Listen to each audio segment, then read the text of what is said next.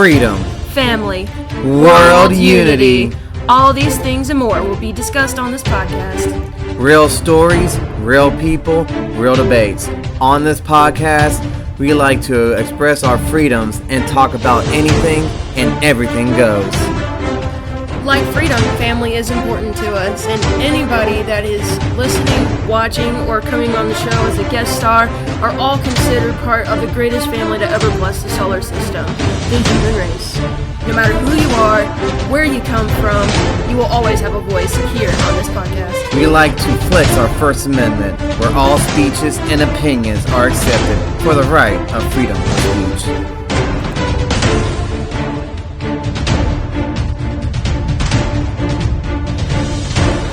We have a saying we like to live by. Live life with eyes wide open. Being open-minded leads to true understanding of the world as it really is. Please, come, join us, and enjoy this experience as we embark on this journey of truth as we dismantle the subjective truth. I'm your host, Nick. And I'm your co-host, Victoria. And you're experiencing High Consciousness.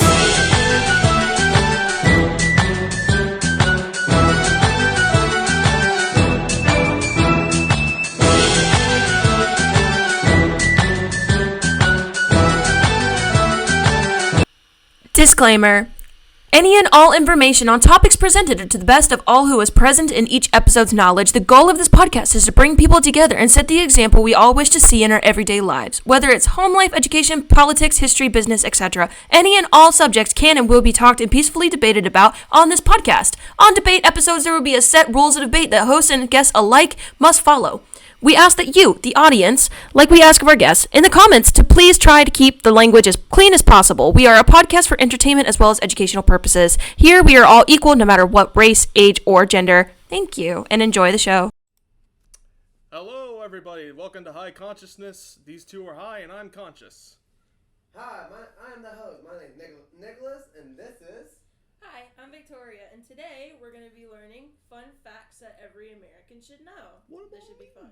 What about me? Well, you were supposed to say hi, I'm Noah, then he was supposed to say hi, I'm Nick. I'm an idiot. Hi, I'm Noah. I'm the professional idiot. And we're going to do things a little different here on High Consciousness, from different podcasts. This is our first episode, so let's see how it goes. That's really We're bound to screw something up. And please, while you guys at it, hit that like, subscribe button. Yes, please don't forget to like and subscribe at the end, or How about now? How about now? Do it. Do it now. Do it. Do it. Just do it. Just do it. Palpatine. Do it. Hey, Palpatine, you want me to click the like button? Do it. Just do it. Like anyway. I apologize. Anyway. Back to our fun facts of America. So, guys, where did America get its name? Anybody know? Some dude with the last name America. Well, actually, no. It was his first name. His name is Amerigo Vespucci. Ooh. Vespucci. Vespucci. Like that's Vespucci. So, it says, you'd think our continent would be called North Columbus. After all, when Europeans were boldly drawing maps and naming giant swaths of land, Christopher Columbus was the explorer most closely associated with the travels to the far side of the Atlantic.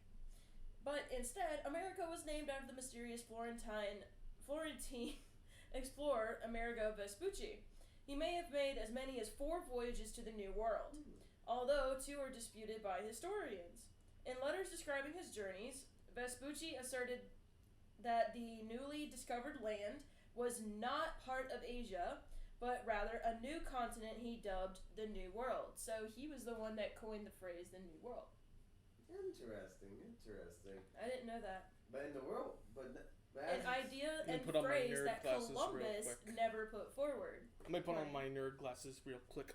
Actually, it's not new. It's been here for thousands of years. The Eastern European powers just thought it was new because it's stupid. It's been here for millions But of you years. know what, though, guys? It was new to them, so it was a new world. As if the indigenous They didn't know peoples about didn't know where they lived on. Well, they didn't really explain. Want to it, know but another they fun did. fact? I have a fun fact regarding that as well. Go ahead. The indigenous peoples call the Americas Turtle Island. Because if you look on the map, it's shaped like a turtle. Yeah, like really for real. So like when you look at it properly, and I wish that we had one, it really does look like a turtle. Like the end of Texas is like its tail, or not Texas.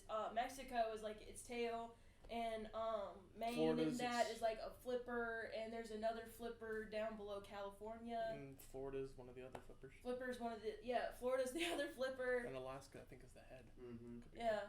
Or I think it's another flipper, and then like some other part is like the head or something. But you could be right. I don't know. Yeah. Like I said, we need to get an actual global map to actually see from that global view. Y'all need a globe. Of all the I things that know. people have. I keep asking for a globe, but nobody wants to give me one. I'll find one. Small silent.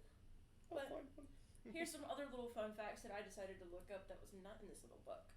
So, Mr. Amerigo Vespucci was born in Florence, Italy in 1454 on March 4th. He died in Seville, Spain in 1512 on February 22nd. Now, here's where it gets a little spooky.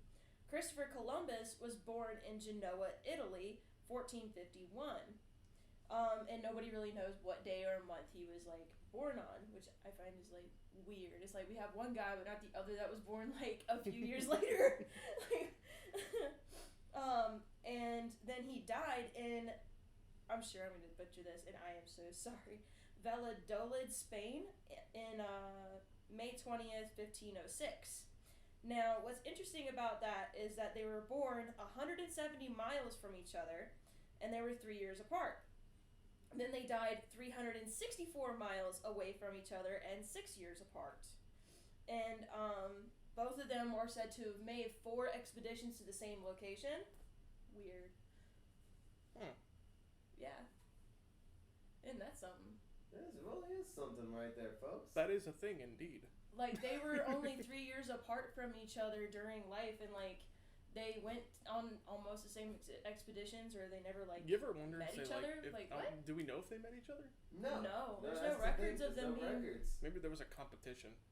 Like But the between thing about the it two. is, they were Oh, kind of like, it, like One I wonder Piece. how many indigenous people I could enslave except for you. But my thing though is that Just- were they going under the same kingdom and were going to different explorations? Because if you look it up, they're from the same country, were they not? Yeah. Hmm. They were both from Italy.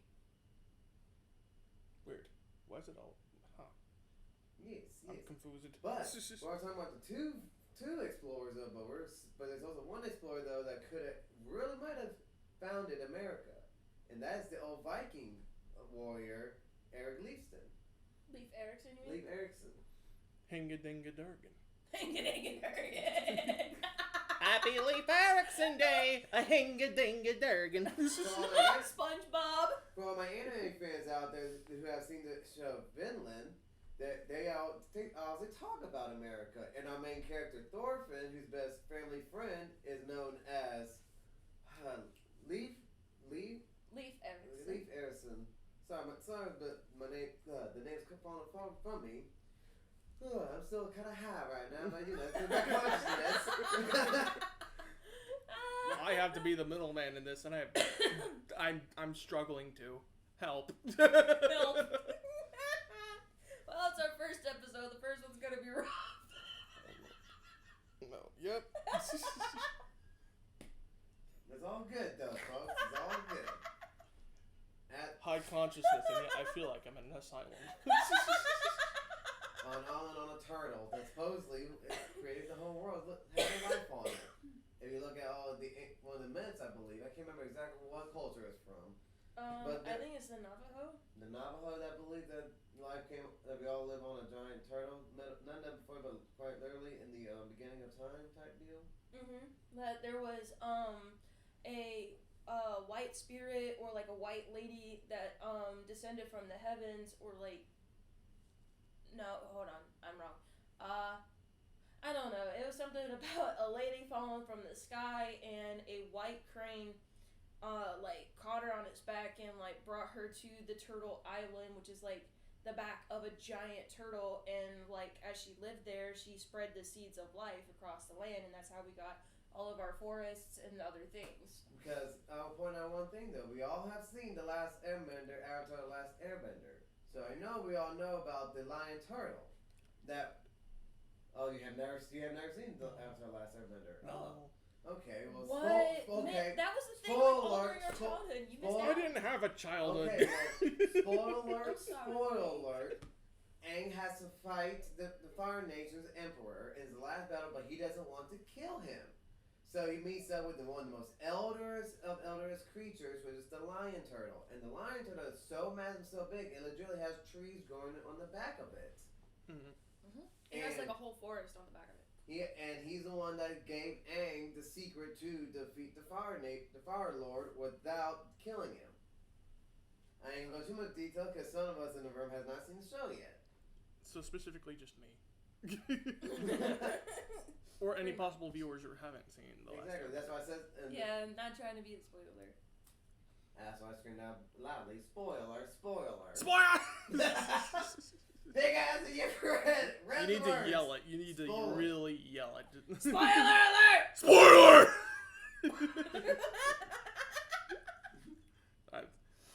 How am I the conscious one? Okay, This is so moving unfiltered. on, finishing this fun fact. In 1507, a German cartographer named Martin Waldesmuller, Waldesmuller? Mueller. I think it was Mueller, yeah. Mueller. Bueller. God, I'm old. Bueller. I'm 24 and I feel like I'm at 50. He printed the first map featuring the word America on it. And as he said, apparently he had gotten some letters from Amerigo Vespucci himself saying that he found this new land, and so he declared it America. And that's why his name is on that's why it's on half of the world right here, North and South America. Mm. And so apparently this was under the false impression that Vespucci's travels preceded those of Columbus's. In the centuries that followed, many would paint Vespucci as a huckster who schemed his way into history. Ralph Waldo Emerson said with disdain, "Strange that broad America must wear the name of a thief. Amerigo Vespucci managed in this lying world to supplement Columbus and baptize half the earth with his own dishonest name." That is such disdain. when you That say it is- like that. That is old roasting. Yes. That is some old style roast, bro. That is some old just hate species. Nah, whoa. And then it That's continues. some real hate speech right there, y'all. For real. But hey, this is Merc. How very American. Not very American, exactly. That's Amerigo. In truth, Vespucci probably did nothing dishonest. Modern historians believe Waldesmuller was led astray by a salacious forged documents printed by scamming publishers that made it seem like Vespucci beat Columbus to these shores. When Waldesmuller learned of his mistake, he revised the map so the continent was labeled Terra Incognita, unknown land. And the first name just stuck. So in 2003, the Library of Congress spent $10 million for the only surviving version of Waldesmuller's America map, now on display in Washington, D.C. Oh, wow. That has to be one of the lamest exhibits. Hey, a map. One of the I mean, that's a very rare There's map. dinosaur skeletons over there. Hey, look, an old map. But you know, I would like to know how far Alaska was away from Russia back then. For a while, Russia, Alaska belonged to Russia. I think it was around the time of Tsar Nicholas when America bought Alaska from Russia. Yeah, but what I'm saying is that we all know about their tectonic plates, though, right? How the tectonic plates move, ever so small, but the Russian and the Alaskan tectonic plates are actually moving towards each other. So technically speaking, at some point, Alaska and Russia are going to collide. I mean, it's only 55 miles away, people away from Russia, from everyone that screams out the Earth is flat. Yes, from the ice wall, maybe from north to south, but as far as going around, not really. Because why do we have Russia and Alaska right beside each other, 55 miles apart? That's kind of like the quiet part out loud that no one wants to talk about. I mean, that's kind of shocking to me anyway. When I first learned about that, I always knew the Earth was round, was an oblong shape. I'm pretty sure that's the right term. But once when you think about our greatest border fence is the Atlantic Oceans, and then come to realize like we're actually only. Granted, it's really terrible terrain. It's below freezing cold. No one lives there because it's legitimately uninhabitable. But it's only 55 miles away from us, from America. The way you said uninhabitable reminded me of something completely unrelated. I found it fascinating that in Australia, the only habitable zones in Australia is just around the coast. The very center of Australia, uninhabitable. Because it's hot as hell. High as hell. It's nothing but desert and lizards, and it can be habitable if they just made an entrance for the ocean. Made like a little dam type thing, like have more water coming in, but people just don't want to do it. Well, that's because of the I've also heard it's because of the lizard. Well, I've also heard it's because like not only is it like really hot out there, but like it's stupidly dangerous because of what lives out there. Apparently, there's some beasts and monsters out there that we know nothing about that live out there. God's petri dish. Deadliest animals in the world are all in Australia. Mm-hmm. Comes down to mainly reptiles. Yeah, they got some absurdly reptiles and big. spiders. Mm-hmm. Yeah. There's spiders the size of your fucking teeth. The orb weavers, yes. deadly. Yes. Yes. It's amazing how we just went from hot to cold to hot real quick on this podcast. Alright. We're talking about how cold Russia and uninhabitable Russia is, straight down to how uninhabitable Australia is. I'm sorry. Like we We're said, a little bit everywhere. I have to be off like topic. we said, anything and everything goes. Well, speaking of hot stuff, who invented the blue jeans, guys? I Levi know it's Strauss. the indigenous people created it first, and Um, Levi Strauss kind of like trademarked it. Well, let's see. The short answer is 16th century India with the dungarees. India. Mm-hmm. I thought it was indigenous peoples. My bad.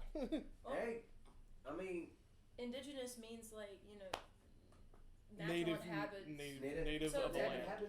Native of a You're certain. technically right. Yeah. I thought it was when I say indigenous peoples, I usually mean like the Americas or like New Zealand or Australia. Oh, yeah. I got you. People before colonization. Yeah. Fair. Yes. But yeah, the Indians did with the dungarees, and Levi Strauss he just helped to popularize them in the United States. Yep. In the 16th century, merchants in Bombay, India, sold a hard-wearing blue fabric out of the dungaree fort that was dubbed the dungarees. In the port town of Genoa, Italy, sailors used a similar fabric to make sails, tarps, and clothing. In the city of Nimes, France, about 300 miles from Genoa along the French-Italian Riviera, was home to a factory that produced serge de Nimes, which comes from the English word denim. The French spoke of the Italian fabric as the blue of Genoa, bleu de jeans, hence blue jeans in English.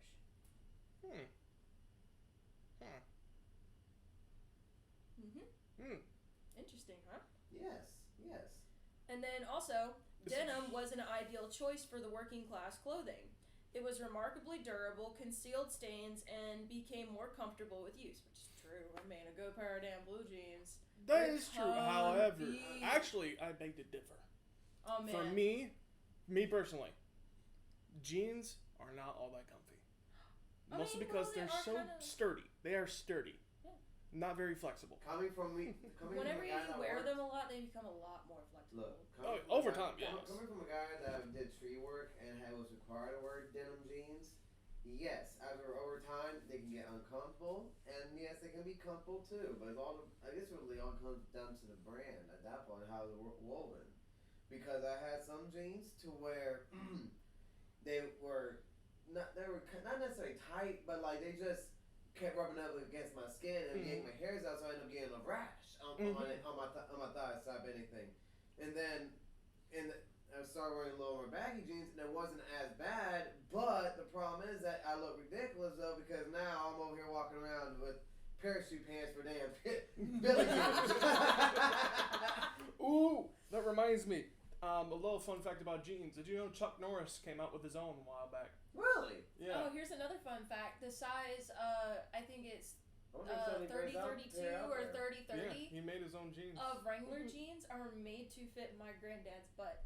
He was the top model for Wrangler jeans. Why did we come to this? Because we're talking about jeans. The last thing I want to know is about your granddad's butt. I mean, he was a jeans modelist, damn it. He was a jeans modelist. And the He size had the 30-30 greatest legs is made to fit his He butt. had the greatest waist and the legs for the jeans, damn it. If you ever met my granddad, you would understand.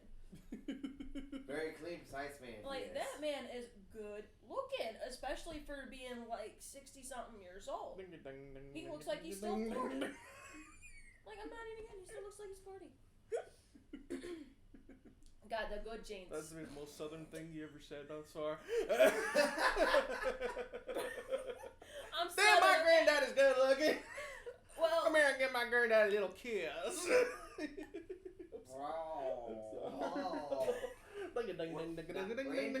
hey, I was born in the South, raised by Yankees, so don't test me now. Hey, I was born in the Maybe North, North raised by Carolina. rednecks. Hey, maybe North Carolina, but we in the right county for all that. Which county do you think? Well, I heard Caswell actually, and actually there's another county too. What's that county where? Randolph County? No, it's I think it's Polk County Yeah, Polk County. That's the biggest one or right Hulk, Holk. Hulk. there. Wherever Roanoke is. Wherever Roanoke, North Carolina is, like that's where Inbred family is. Oh God. Oh and yes. they're cannibalists. Yes. And we learned that from American Horror Story Roanoke. Yeah, like, and we actually looked those people up. They exist. They do. They Oh, legit yes, exist. yep, yep. I would You not be able stay to pass. away from them. So beware. You ever go snooping around It's like Roanoke? Outlast 2, except in North Carolina. So, as we continue, in 1853, at the time of the California Gold Rush, a German dry goods merchant named Levi Strauss opened a business in San Francisco, intending to sell supplies to miners. Hence the California 49ers, or the miner 49ers. That's kind of fun to say, miner 49ers. Maybe it's just my generation, right? Oh wait, whenever I Miner think of- 49er, that's from Scooby-Doo. Yeah! Right? It's from Scooby-Doo!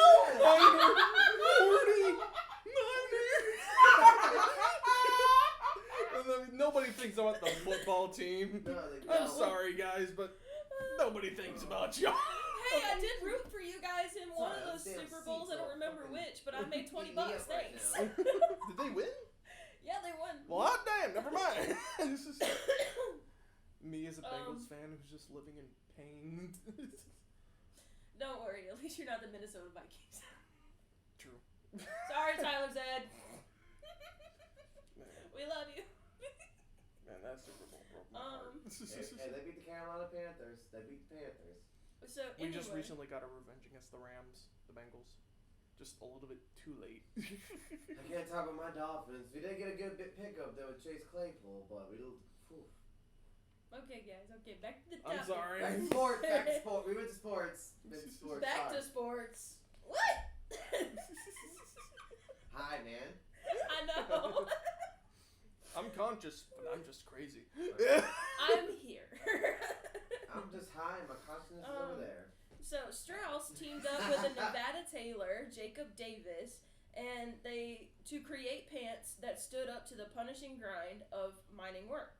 When customers complained that the pockets and the other parts of the pants wore out too easily, Strauss and Davis strengthened the stress points of the garment with copper rivets. They received the U.S. patent for this design in 1873. A rivet placed in the crotch was later dropped from the design because it conducted heat to sensitive parts of the body when wearers spotted in front of campfires. It brings a whole I'm new... just trying to tell a scary story, but my balls are literally boiling. Yep. It brings a They branded my testy. whole new meaning to chestnuts roasting on Yeah, an open fire. Dude, you just hear somebody singing that cheerfully and then somebody screaming in the background. My nuts! On an open fire. This is a terrible patent. This feels great. Great for hot. The pain! I'm comfortable and pain at the same time. It's soothing but uncomfortable. I ain't paying enough for this shit! Legit. They weren't. Alright, guys, so top 10 foods that were invented in America. Okay, I gotta hear this. Pizza may be the most delicious food on the planet, No. but it wasn't born in America. Oh. Aw. For a minute there, I was like, I thought it was But born in I Italy. thought pizza It was an made in American Italy. thing. I thought pizza was an American thing, though. It's Italian. I didn't know it was straight up Definitely. Italian. How I do thought it you was not straight know up that? No, Spaghetti's we- American. Look, don't you I didn't realize? notice. Look, this is one thing you're gonna realize in America. We take things and turn it into our own spin on things. All right. We take pizza. Bratwurst, Pizza is supposed to be a hot dog. dry pizza with damn little seasoning, a little bit of cheese, and a little bit of sauce. Not what Trader Joe's whole slices of mozzarella, fresh mozzarella at that. You actually read it in the book. It actually tells you that it's all little basic ingredients. We actually Americanize the shit out of it, by adding more fucking sauce and damn cheesiness to it. It's the most American thing you do. Just pour cheese on it. Pour cheese on everything! And not even good cheese, American cheese. Cheese whiz at that. Cheese. Oh The god. cheese that can. The Italians are shaking their heads. Oh god. The cheese We don't- masters of Oh, old you are rolling in massacre their at the graves. fire. Alright, so nor were macaroni and cheese. What? That's not an American thing? Fries, ice cream, or tacos. Here's a list of 10 delicious treats that Americans can lay claim to. So French fries is not ours. Ice cream is No, not that I'm ours. surprised about. And tacos are not ours either. But that should have been a given. Come on, we all know where tacos come from. Taco Land. Taco. That's right. In Down Bolivia. at the border. In South of the Bolivia. border. Down at The one border, place you Taco won't Land. expect tacos to be from. Central Slavic nations.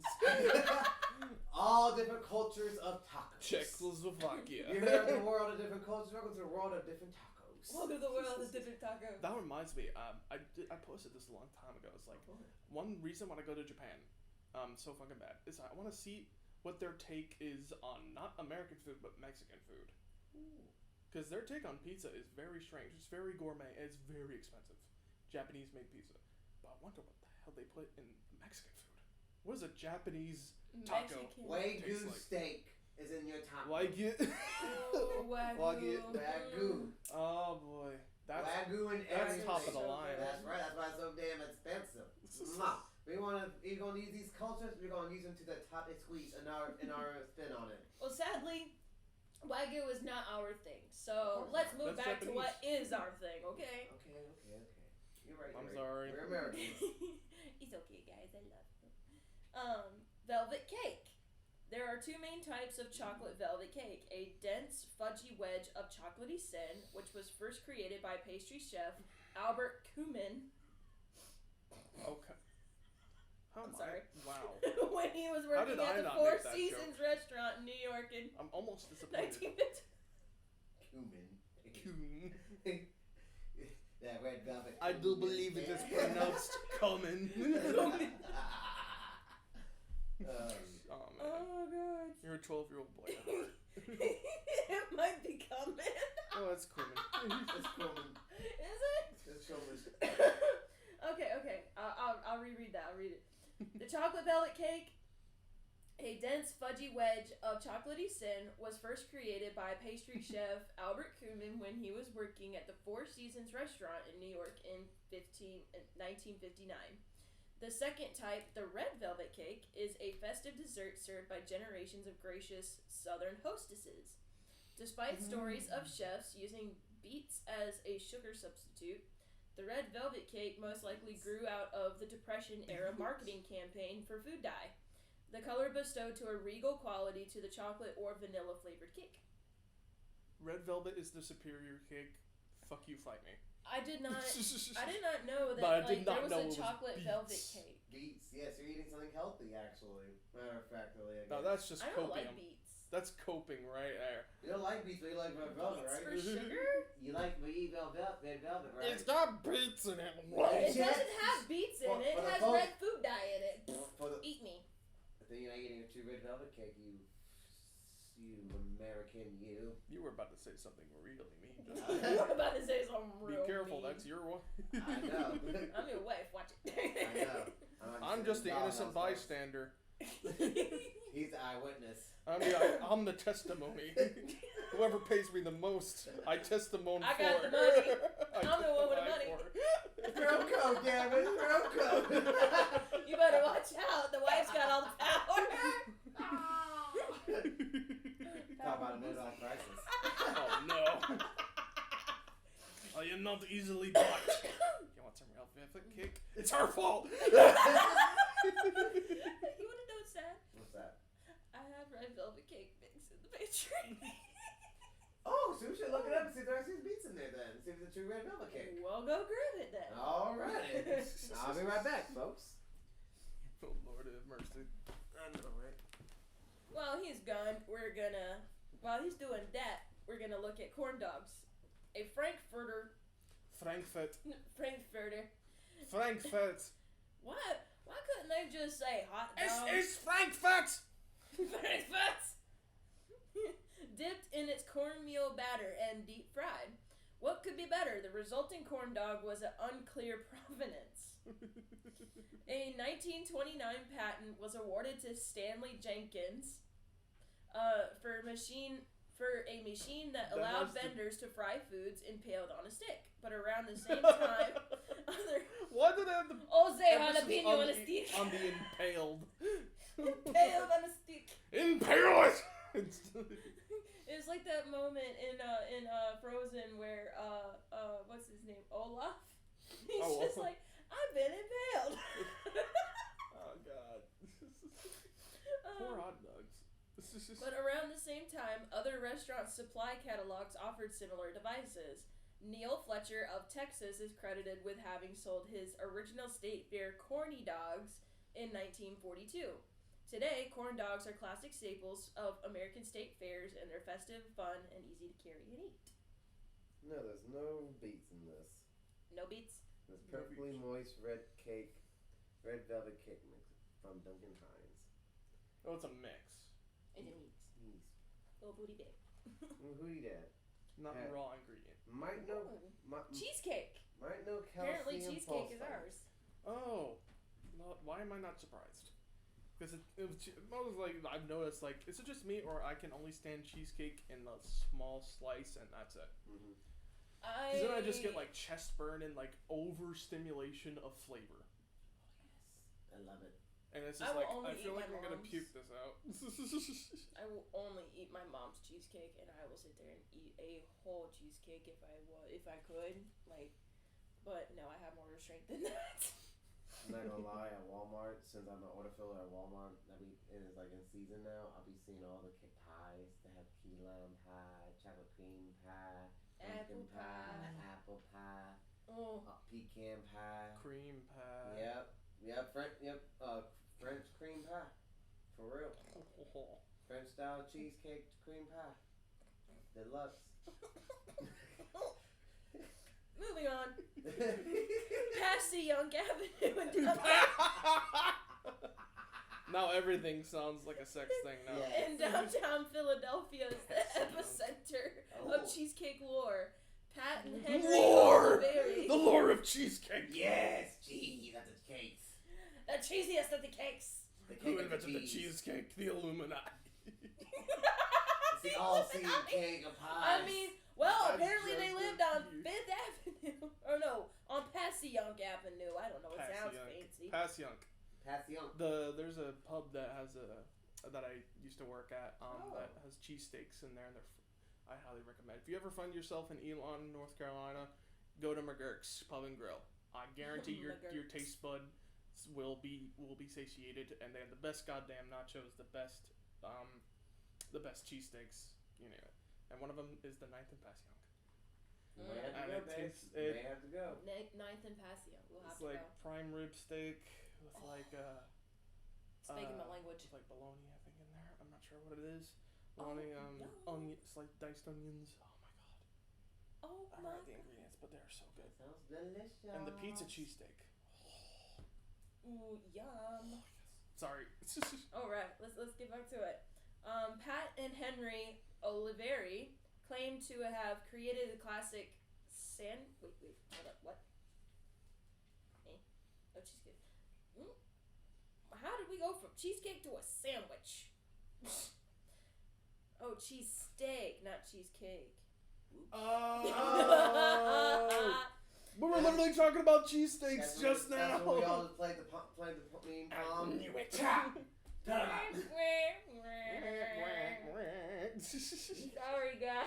Cheesesteak for clarification. I can't read. Not cheesecake. It's cheesecake. Or Steak. cheesesteak, not cheesecake. Sorry, guys. I got cheesecake on tonight. I want dessert. I'm stressed. Everything is okay. You know, desserts is just stress spelled backwards, right? Shit, yeah, you're right. Yeah. That makes sense.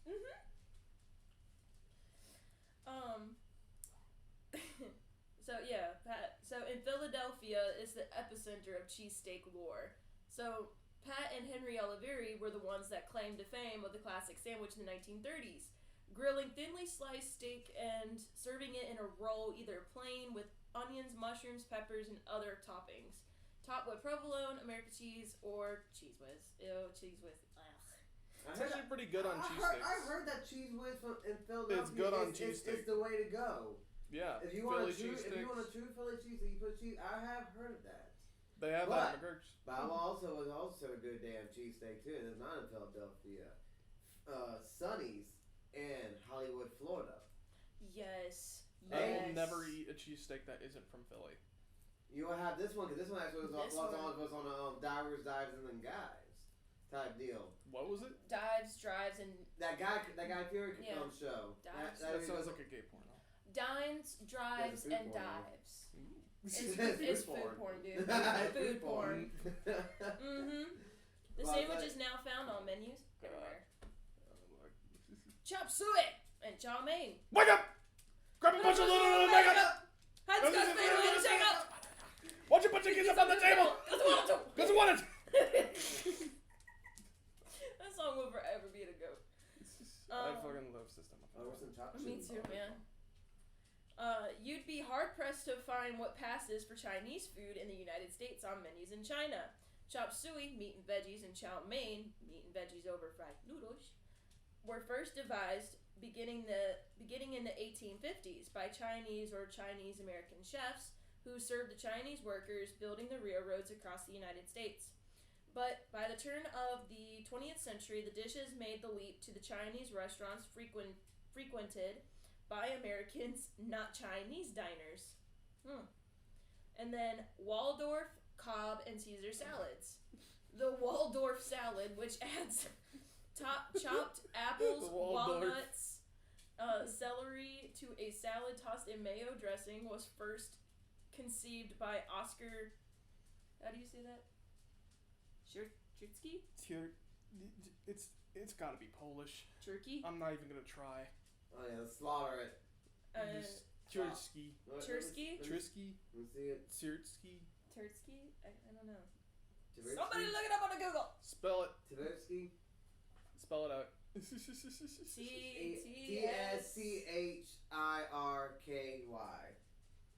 Shirtsky. Probably. Shitsky. Ditchky. Ditchky. Whatever, moving on. We're gonna learn this damn name. We're gonna learn today. We tried so many times already, we have to We're learn not now. gonna be some illiterate ass motherfuckers here. We're not gonna be illiterate around here. That's right. We're gonna get this right. That's the whole point of the podcast, that we're not illiterate fools. Oh, Lord. Got it.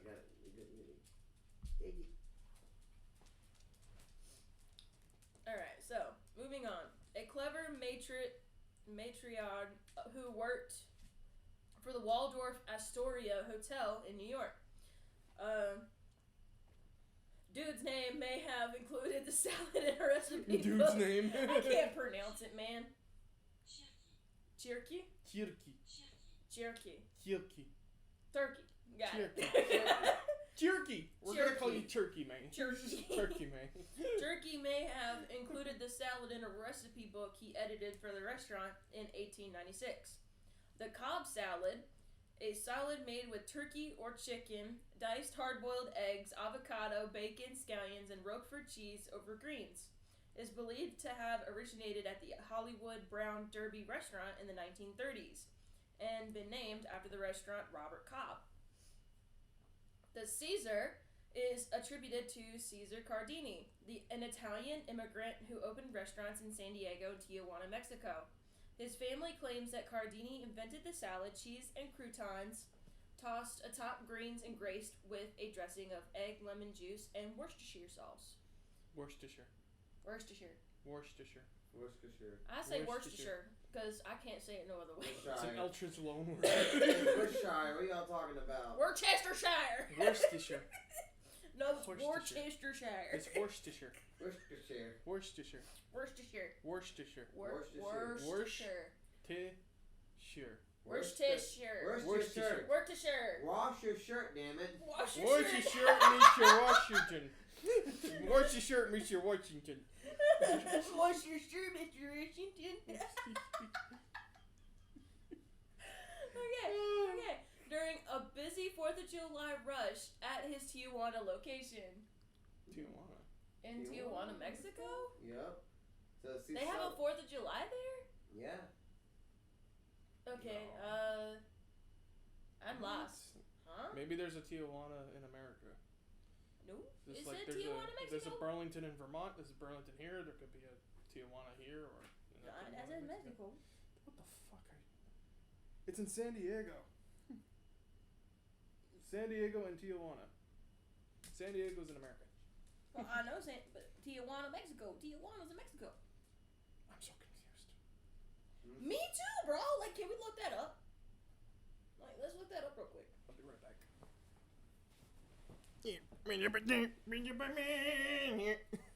Scooch. Just a little bit. Move over, baby girl. So they do celebrate 4th of July, but it wasn't in the same month. It was on September 16th, 1810, when Father Hildilago delivered a passionate speech called El Grande. I'm legitimately gonna slaughter the hell out of this. So. Let me see. Let me see it. Yep. Read Yeah, it, hand it to that guy. Hand it to him. Sorry for the mispronunciation, y'all. What part were you reading from? I read blue line, blue words. El grito de Dolores. El grito de Dolores. Well, what does that mean? I don't speak Spanish. I just know how to pronounce it. El grito de Dolores. El grito de Dolores. That's the day they got their Oh, independence. I On don't know. El September grito de 16th. Dolores. All right. So, number 6.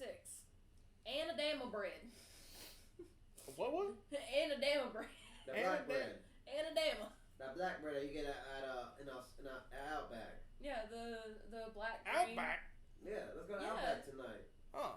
You know, It's always fresh in the Outback. that's right. Except it's not. It's usually frozen. But you get the point. So, an angry New England fisherman gets fed up with his wife's bread and concocts a dark loaf of his own consisting of cornmeal and molasses. Anadama, Yeah. that's what I like, he says, and this bread with a strange name is born. Is the story or the many variations true? No one can say, but the sweet, chewy bread is tasty anyway. And that is true. I do don't like think some I've ever had Anadama that bread. I've never had Go it. to Outback and have Go to Outback. It's Yep. the bread that they serve you as soon as you sit. as your appetizer. Well, not as And at appetizer, Longhorn, like- too. Oh. Yeah. Oh, that bread. Yeah. Yeah! Hot take. It's mid. Oh yeah. I like it. It's mid. It's better when it's hot. It's better when it's hot. Maybe it's That's just all I'm the gonna say. maybe it's just the Ohioan in me, but cornbread is superior. Ooh. Oysters, Benville, Kirkpatrick, and Rockefeller. No nation can claim no nation can claim to have invented the oyster, but these 3 dishes all originated in the United States.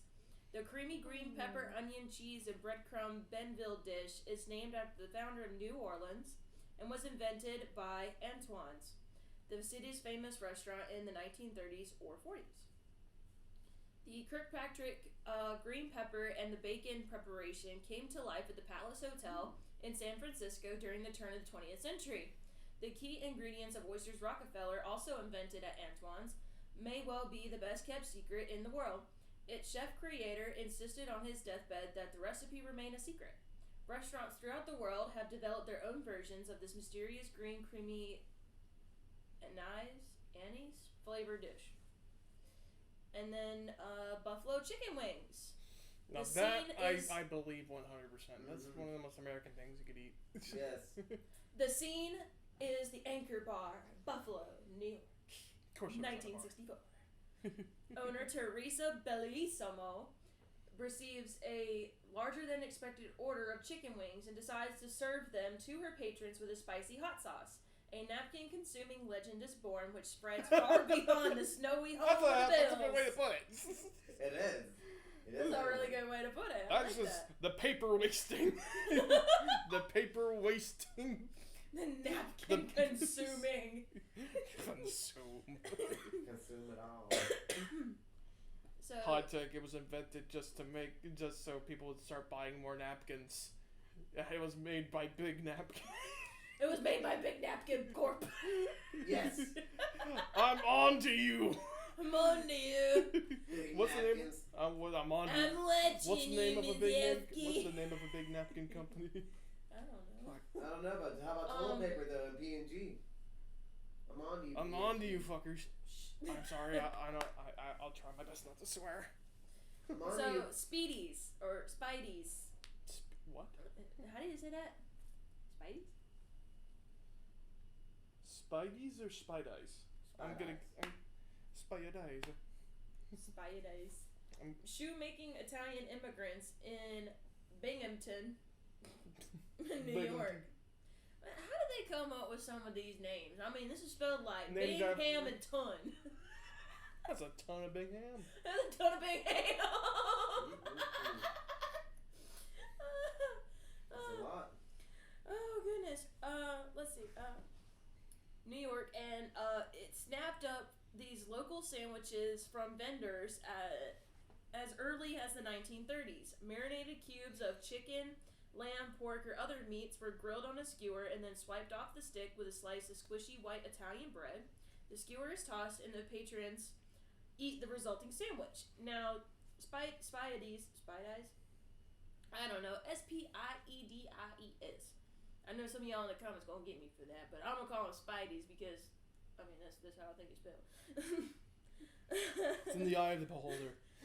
Beauty is in the eye of the beholder. Now, these things are enjoyed all across the United States and not just by residents of Bingo Land. I don't know why it says... Does that actually say Bingo Land? It legit says Bingo Land. It's right there. Please tell me that's an actual place. Bingo Land. I think it's because it's called Binghamton. Bingo Land. Bingo Land. Is that where like the game of bingo was invented? Like I highly doubt it.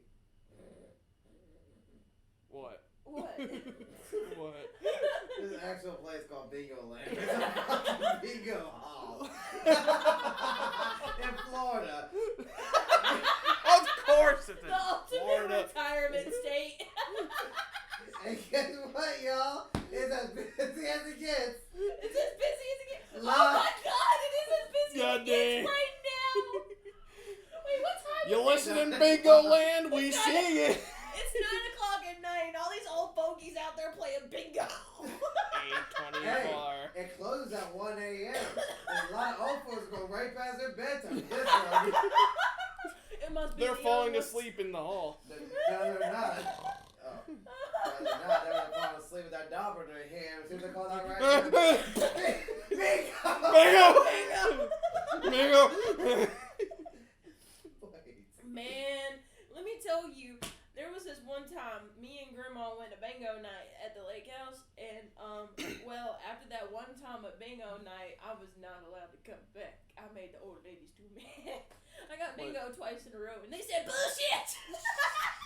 They were so mad. Another reason I don't gamble. You don't gamble with old ladies. Bingo They'll is beat you up. bingo is just like gambling for really old people.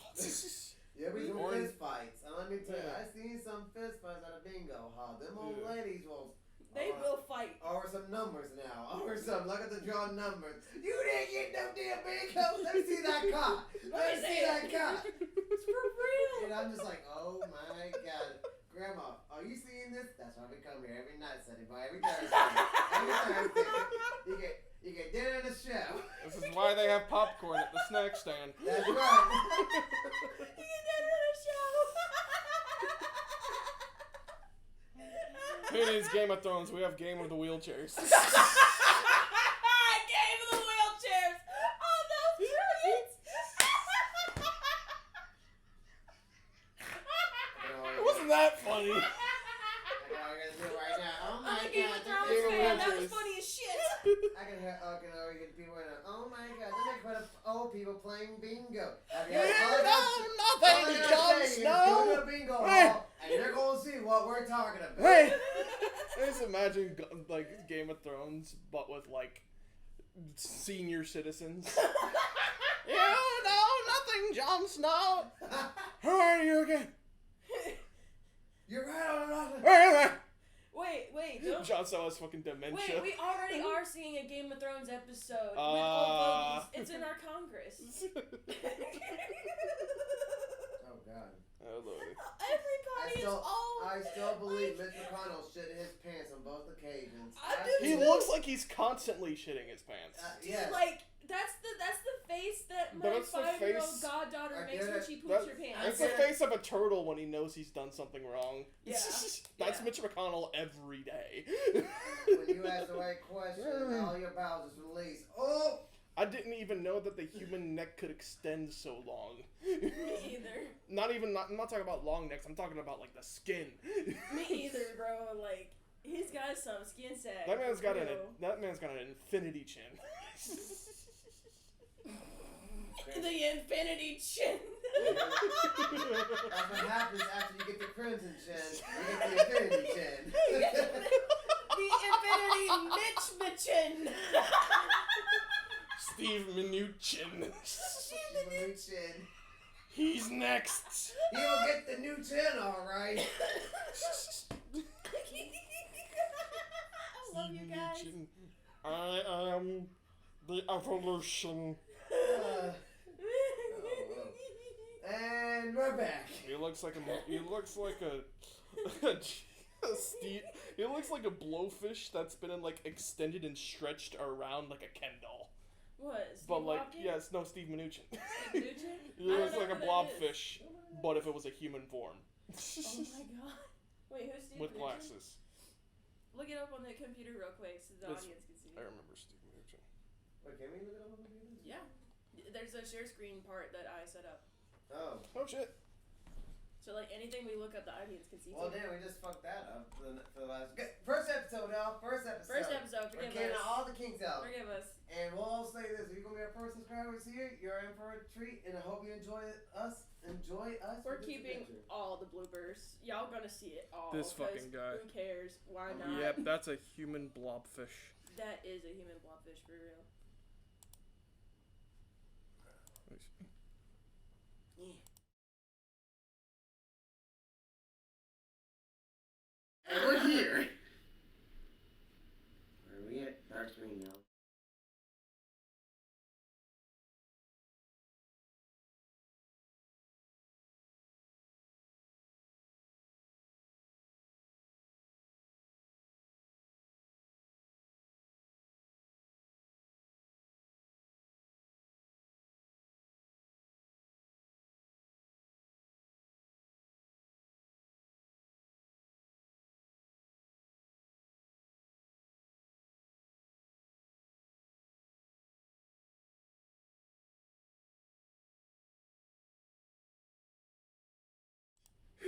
We're back. And we're back. Alright, last top 10 foods I'm created in apolitical, America. so Don't start shit with me. Yeah. I'll make fun of anybody if they look that ugly. Anybody. I mean, look at Squidward. Okay. I mean, Dick face. he gets the worst rap for it.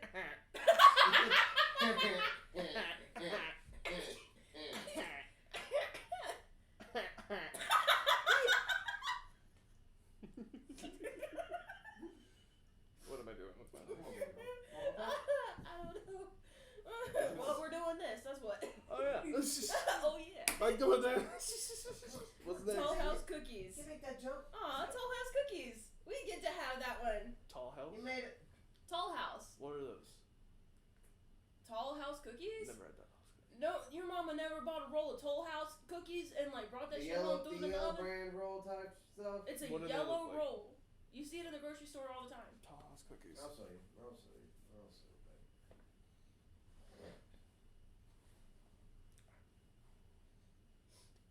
Tall House. These guys. Nestle's. Nestle Toll House cookies. Oh, the dough. Oh. Yeah, those fucking delicious. Awesome. When Ruth Wakefield first baked her now famous chocolate crunch cookie in her historic Toll House Inn in Massachusetts. Oh, so No, it's Toll House Massachusetts. wasn't like her last name; it was her hotel she owned. Mm-hmm. Oh wow, Interesting. I did not know that. In the 1930s, she broke up bars of Nestle chocolate and tossed the tiny crumbs into her batter. The chocolate melted slightly but remained fairly chunky. She allowed Nestle Company to print the recipe on their cookie bars, and soon the entire nation was baking these distinctive chocolate chip cookies. I will always say that the chocolate chip cookie is the superior cookie, especially when they're like not too crispy, not too gooey, just Dude, right. I That is love the those ones ultimate where cookie. like they're still like doughy in Oh, the middle. yes. Oh my god, those are Crusty the on the best. outside so they don't fall apart, but nice and warm, Look, I'm soft fat. on the Yeah, inside. I'm fat. Y'all won't even go to the store and get a whole. Oh, you're funny. You're funny. You just said you're fat. You're funny. Look, man. Hey, you wanna? He's You the wanna? skinniest You one wanna? in the You room. wanna? Look at me. Hey, you wanna know something? I'm a monster. Look at me too. I'm Hey, tubby. hey, the only No, one I'm big tubby, fat is I tubby. work in the freaking freezer. And okay?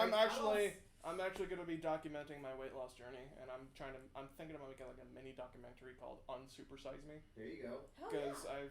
I'm a recovering addict of fast food, of specifically McDonald's, and you know how fast the Supersize Me did like eating fast food every day. This is backwards, so I'm cutting that out, and try to document my weight loss journey. So maybe other people could do that. Yeah, we'll link it to our Oh, channel yeah. too, man. What's Like that? we're all in it together. As you can tell, I haven't started yet. Hey, we know you'll get there, bro. I believe will. in you. No, I will. I'm not gonna lie to you. I didn't get this skinny by me at will. Let me be honest. I work in the You had freezer. to work at the freezer. I literally burned 60 pounds in the freezer, dog. Damn. Yeah. Uh-huh. It just show you the pants I this- used to wear. I fell back into this, cause for a while, like around 2020, I started losing more weight, and then my lowest in adulthood was 249, and now I am around 300. I had a dark past, and I just like comfort food was Right. all I could do, and then now I'm doing better. Man. Sorry, that was a long Hey. TMI, people. I mean, as we say, anything and everything Completely off goes. topic, but thank you. Hey, I mean, But what this else is is me. this Our podcast support. It'll for? be me And you have our getting my support. shit back together. Heck yeah, man. I got my mental parts back together for the most part. I'm doing a lot better with that, but now time to catch up. And I want to start wearing skinny jeans again. Because I have a glorious ass. Fair enough, bro. Hey, that's a good motivation right there. I'll tell you that. But enough about that booty. Enough about that booty. Let's move on to topic number 4. Foiled assassinations of U.S. presidents. Oh, I love this. Let's get to this My one. favorite president is in here. Beginning with Andrew Jackson in Not him. 1835. Not that one. Beginning with Andrew Jackson in 1835, presidents have been the targets of many assassination attempts. People who have tried to shoot them, Jackson, Franklin D. Roosevelt, Harry Truman, Gerald Ford, Jimmy Carter, Bill Clinton, George H.W., and George W. Bush, bombed them, JFK, George W. Bush, and Clinton lob grenades at them, George W. Bush, and fly planes into the White House, Richard Nixon and Bill Clinton. Good lord. But in the only two cases did an assassin's bullet penetrate the body of a president and not result in death. And this is where Mr. Theodore Roosevelt comes My in. man. My man. World's One of the most badass motherfuckers on the face of the planet. Mm-hmm. And not to mention he did some really good shit too, and also with institutionalized national parks. Mm-hmm. That was a man's man, but also just a good man. Yes. Yes. And this story gets me right in the feels. Sure, he was technically a former president when he was attacked in 1912, but the story is too remarkable to omit. After 2 terms in office, Roosevelt had handed the presidency to his protege, William Howard Taft, the fat guy. Did you know He that was the fattest apparently there was something about the bathtub? He got and stuck in the bathtub. He got stuck in it, yeah. Had Bro. to make a bigger bathtub for him. I mean, why do you think those clawfoot bathtubs are so big? Probably because of him. Anyway. I think that's a thing. In 1908, but he returned to the campaign trail 4 years later to pursue another term in the White House. While preparing to give a campaign speech, English, in Milwaukee, Roosevelt was shot by a bartender named John Schrank. The bullet penetrated Roosevelt's clothing, eyeglass case, and the text of his speech, and the surface of his skin, but it went no further. The savvy Roosevelt made the most of the opportunity and worked the assassination attempt into his 3,800 word address. Friends, I shall ask you to be as quiet as possible, he began. I don't know whether you fully understand that I have just been shot, but it takes more than that to kill a bull moose. Jeez. My fucking man. Good lord. Takes more than a buck to But stop a bull moose. fortunately, I had my manuscript, so you see, I was going to make a long speech, but there is a bullet there is where the bullet went through, and it probably saved me from going into my heart. The bullet is in me now, so I cannot make a very long speech, but I'll try my best. Roosevelt declined to have doctors remove the bullet, which he carried to his grave 7 years later. The deranged Schrank spent the rest of his life in a mental institution. Well, who spent that? The failed assassin? The assassin, yeah. Yeah, failed assassin. I wonder what his reason was. Me too. Right, deranged. I mean, he was deranged. Well, they throw anybody in an asylum then we back have then, to develop one of those conspiracy theories about the Roosevelts and everything else with that. But as far as I know, there aren't any, but which goes back to the Bohemian Grove. Y'all heard of? Oh yeah, Bohemian Grove. Have y'all heard of Bohemian Grove? No. Oh really? No. Oh, the whole owl god and so our stuff. viewers can see too, so they know what Bohemian Grove. Dude, it was on the show Inside Job. Like, they talked about it and, like, everything. I'm gonna look it up, too. And, like, the Illuminati that we know today, when we hear, the Illuminati, is the Bohemian Illuminati that we are the most familiar with. But they are not The first thing that comes up Illuminati. is Bohemian Rhapsody. Yeah. Mama.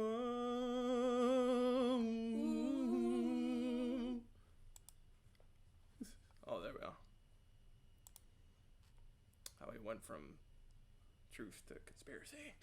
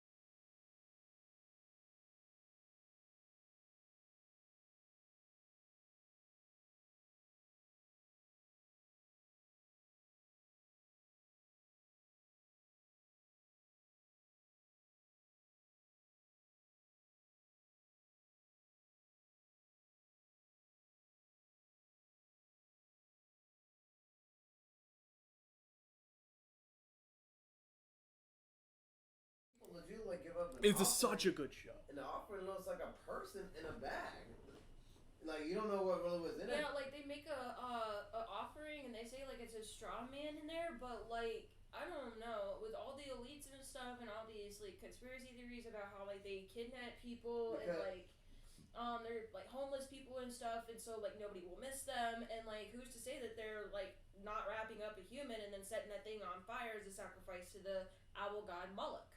People say that's where the conspiracy of us going into World War II. Why the fuck would they name it Moloch? And that's the stupidest fucking name. And that very demon is right out of the Bible, the Torah, the Quran, and even out of pagan times. It sounds like a name of a like clan. The worst of the worst, but it's also the one that's like, apparently it's like some kind of god that's like supposed to represent wisdom and enlightenment.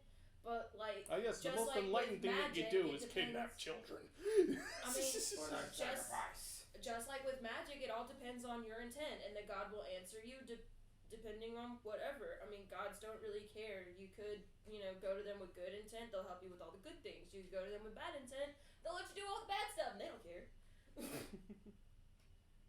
Should we make a statement about like beliefs?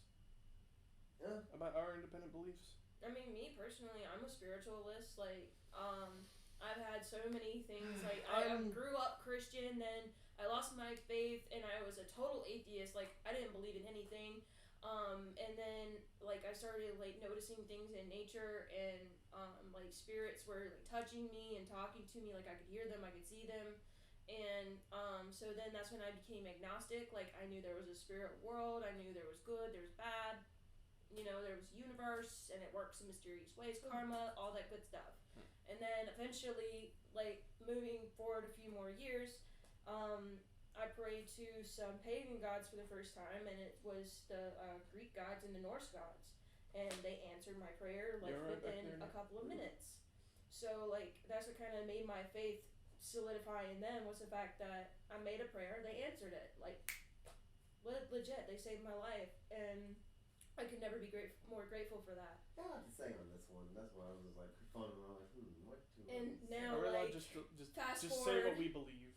And now fast Yes, forward right. 13 years later, Jesus comes to me in a dream this year, and then I start studying the Bible, and then, so, like, Jesus is real, and apparently God is too, as well as the pagan gods and angels and demons. So, like I said, I'm just a universal spiritualist. I believe everything exists, and that there is a one sole creator God, and then there's the others that are underneath him that are the lower class gods, or the ones that we know as the pagan gods that we know today. And So angels could potentially be them as well, or angels like the Valkyries also exist. So here's the thing about this, what I'm trying to say. And in every mythology, doesn't matter whether it's biblical or pagan, they also have demons. This is why just it's wanted to hard put that out there. This is a fun fact. She makes it real hard to get a word in once she gets going. I'm done now, damn.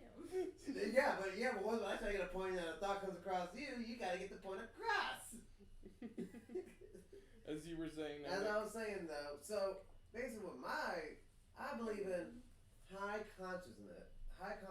What I mean by that is that there potentially, I'm not saying there's aliens life out there, like we are UFOs and all that, but if you look at all our ancient temples, all our ancient scriptures, everything, legitimately all to our cultures and everything, they all tell a very similar, same story where some being came from above, all from a perspective. Now, scientists, other people that in that field that are closer in that field has come down to the conclusion that people have seen these things and have put it in their own religious, spiritual reality. Now, my thing is, if we were to really think about it, everything spirituality-wise comes with our consciousness. We can only, 10% of our brain capacity? It's like 10 or 20, something like It's that. like 10 or 20. It's not full capacity. Nobody can really use that, or else we'll completely overload. Yes. That's because each individual part of the brain. That's because different parts of the brain are responsible for different functions. Say, like, you can't use all things at once, or else it'll be literally teetering. It's like some parts of the brain are meant for memory storage and like sight. Your seven senses. What if there were certain parts of your brain where like you could potentially be like a superhero? Like If your brain was opened up a little more, then you could, telepathically move something across the room. Well, with it's your been mind. scientifically No, proven that that would be it's been scientifically proven that inaccurate. ancient shamans, like caveman skulls and like people back in the Middle East and biblical times with their skulls, their pineal glands were actually larger, and actually didn't have a crystal case over them like we do now. So therefore, they And that's had how a they lot. got their premonitions and things. Because of the dose of DMT. So that's what I'm saying. Like they probably have high. DMT, that's the chemical that that gets flowed into the brain while you Die. before you die. That causes you Yeah, to while you hallucinate. That causes Yes. you to hallucinate. That makes the death for the whole But- body and also for the consciousness a lot more easier to digest, and it makes it go peaceful. But what I'm trying to think is that people back in those times were able to actually go use that use that DMT and open up that third eye of their spirituality, because everything in the Bible and religious textures and all of them, all of it really probably did happen, and these are all stories of people's of different perspectives of all. I Different see. alien encounters. Yeah, the pineal gland is also called the pineal body or epiphysis cerebri. I'm not going to pronounce that very well. But it's a tiny gland in your brain. In your brain. Yeah. In your brain. In your In your brain. Raisin Raisin bran up in here. Raisin Bran. That's pretty good. Raisin Bran. I like it. Your brain is raisin bran. Raisin Bran. Tiny gland in your brain that's located beneath the back part of the corpus callosum. It is part of your endocrine system and secretes the hormone melatonin. Mm-hmm. Your pineal gland's main job is to help control the circadian cycle of sleep and wakefulness by secreting melatonin. So it's basically what helps you sleep. Mm-hmm. Yep. Helps you sleep and also produces DMT too. I think it's like a little micro. It's what they call your dream center as well. Yes. Also, there's hormones. That's the endocrine system. Mm-hmm. It's a part of that, but it's not. That. It's Okay. not the gland. Okay. That's a part of the system. It's like a family tree. That's a part of the family tree that produces hormones and chemicals in your brain. Okay. It sounds like the main powerhouse, almost. It's like the mitochondria of the brain. It's the mitochondria of the brain. It's the powerhouse. I grew in a Christian household, and I'm just, if it's out there, it's out there. I'm all open to it. I'm starting to lean more to the question, is God an alien? What's the difference between God and an alien? Because by definition, God's a high divinity and divine God being. is the creator of the universe and is of the high divinity. An alien is a life form outside of our planet, which could be anything. Right. I mean, who's to say that, another intelligent Maybe. life form, from another planet that was more advanced than ours, actually conquered interstellar travel and then found Earth and decided Maybe. to create humans. I mean, humans have, different types of DNA. We do have traces of fish, dog, cat, and horse. All coming Within our from DNA. the primordial cell, that the first multicellular organism on the bottom of the ocean that happened billions of years ago. Mm-hmm. That first evolved into different types of algae, then plants, then fish, then land animals that came up through the sea. I think that's the most beautiful thing. Yes. All came from one mass of tiny cells. And what are those? And if you didn't know, I am atheist, agnostic, leaning. What if those tiny little bitty cells were already in a test tube and they That could be a came in and possibility. just dropped it in on this water? That could be a possibility. Like Because water, as they say, Jesus' blood is the water of life, right? So there's like water a is planet life. somewhere. I can't remember that. It's like it's all water, or like it's not necessarily gas, Water. but like they dropped some sort of chemical in there that made it the Goldilocks effect, essentially. And The now, Goldilocks zone is where we are, actually. Yes, That's actually that's the part of the solar system that could host life. That's Mhm. not too close to the sun, so it's not too hot, Right. and not too cold because it's not too far. right. It all really started from the gases and the whole primordial soup that came out through tiny little volcanoes in the bottom of the ocean that started bubbling up. I mean, they're already Like how talking. my They're already happened. already trying to come out with that there's intelligent life on the moon, and that's why we haven't been to the moon so long, because there's actually structures on there. Now, for one, I should say I do believe in aliens. I do find everybody's viewpoint on aliens skeptical, but if they were true, I wouldn't put it past them, you know, because I'm human. I watched this YouTube channel called Eyes on Cinema, and all they do is show nothing but 1960s and 70s and 80s footage of eyewitnesses, UFOs, and it's actually in newscasting channels from foreign countries to this country. Actually speaking, if you watch that new Netflix series, all those encounters, all those stories are from that channel. And coincidentally enough, those videos on that channel, you can't watch no more. Very interesting stuff here. Like I said, Eyes on Cinema. I just gave them a shout out. It was like almost, I want to say it was like a Just year give ago. us a shout out. The tiniest shout out of literally our first episode. Well, like where we have our loyal subscribers, thankfully, coming in. I say subscribers, but followers. Thank you regardless, nonetheless. Just a little intermediate reminder. Thank you for sticking us far. And don't worry, whenever we get a little more popular in things, we will be giving back. So stay tuned, keep watching, help us out, and we'll help you in the future. We promise. Scratch my ass, and we'll scratch yours. Yeah. Scratch my butt, I'll scratch yours. I'm coming with that booty. Don't you worry. You touch my butt, I get to touch your butt. It all works. Well, we all get to touch the booty. It's booty. In the words of Nemo, we touch the butt. We touch the butt. We touch the butt. But Alright. what's interesting, is that about a year ago, we found that channel, and then when we saw some of those clips and stuff, the very same clips that we sent to people, within the next couple of days, we watched it happen. The entire, at first it was just the videos themselves, and then 2 days later, the entire channel was gone, and we could no longer find the videos, couldn't find the channel, no nothing. And it's been getting taken down and then put back up, take down, put back up over and over again over this past year. And I just find it very ironic that on the internet they suppressed the crap out of it and even took it completely off the internet, off of YouTube. And then they put it in a documentary series on Netflix and be like, here you go.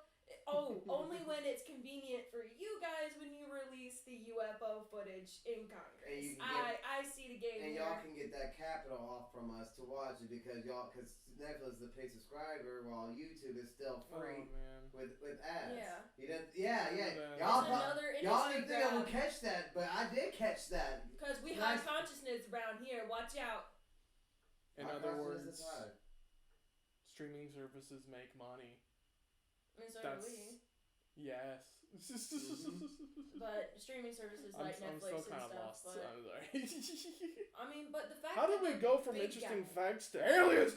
That's the point of this podcast. Anything and everything goes. So are we down to our fifth fact now? Yeah, we're pretty much done with the fifth fact. All right. That concludes the end of the Well, episode. now we're just into the not the prelude, but the outlude now. Outlude. With our outcome comments now Isn't it spoken. interlude? Outro. Is it the outro or the epilogue? Outro? It's the epilogue. It's all Epilogue.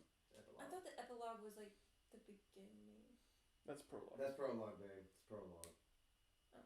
Yes, that's why it's called pro, meaning before. Epilogue is after. Interesting. Another fun fact. That wasn't very fun. It just made me feel stupid.